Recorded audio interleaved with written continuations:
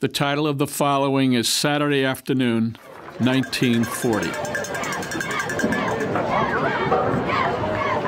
The packed stadium waited. Suddenly you could see them. You could spot their white helmets as they made their way single file down the steps from the high school. Dockenhausen, D'Onofrio, and the Big End Stark. The Purple Wave, 11 starters, ambled into the golden autumn sunshine, bringing the crowd to their feet. Boom-a-lacka, boom-a-lacka, boom, boom, boom. Awesome in big hooded coats, they came up the field, casually running formations, huddling for final instructions, ready for White Plains. And above the din, you could hear the band breaking into the familiar fight song. As down on the cinder track, cheerleaders scurried for position. We sang, "Here's to Dear Old New Rochelle." Richie Ahern and Mike Ryan sang, Emmylou Toth and Nancy Hummel sang, Muma Mafucci and Red Capicella sang, Mickey Katz and Sam Stein sang, Lewis Johnson and Thermos Jones sang, Miss Coons the principal sang, Eddie, Booty, Kingo, and I sang. We all sang. On a day that crackled with the currents of late fall, the trees still briefly sketched with pale yellows and golds, deep reds and browns, the air crisp, shimmering in the slanting sunlight, suffused with the smell of burning leaves and a sense of apple orchards and freshly mowed fields. There was dew on the grass, acorns and chestnuts, and everywhere, footballs against the sky, as pickup games continued in the far reaches of the field.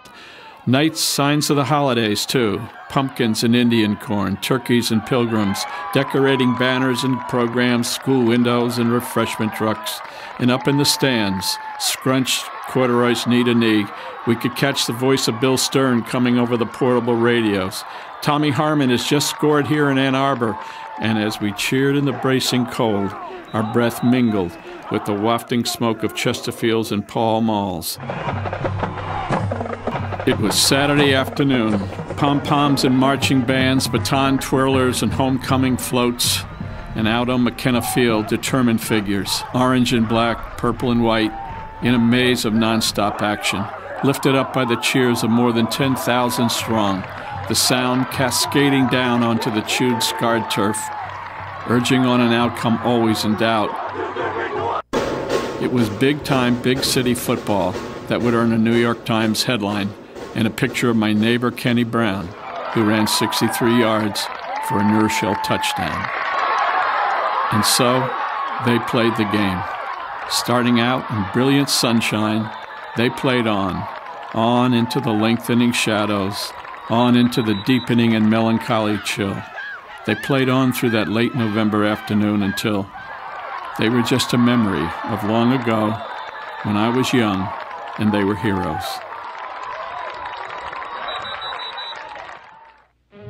How much they had seemed like men to me, though they must have been just boys sitting atop the backs of convertibles as the victory procession noised its way down North Avenue, who had danced that night at the Glen Isle Casino, where Glenn Miller played In the Mood, not knowing that everything was about to change. Storm clouds were gathering, and soon they would be headed for drill fields and gunnery ranges, assembly areas and embarkation depots. The Purple Wave were going to war, and they would serve, and some would die, in places where no one cheered.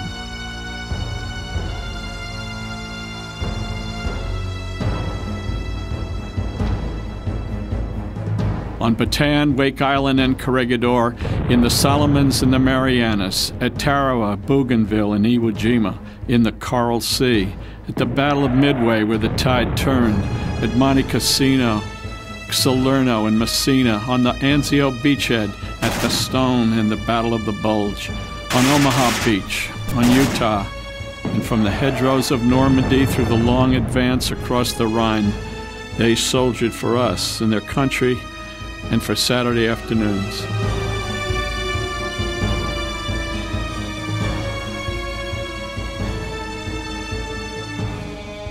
Now, as the leaves swirl and scatter on my green Connecticut lawn, I hear Saturday scores coming from the kitchen window.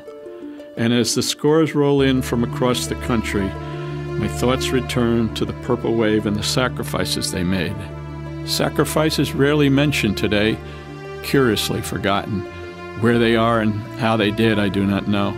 I do not know what God intended for them. But I do know they still play the game. Because when the air turns crisp and the leaves are starting to pile up high, and dusk is just beginning its soft approach, I will pause and lean on my rake and remember how you could spot their white helmets as they made their way single file down the steps from the high school. Dockenhausen, D'Onofrio, and the Big End Stark.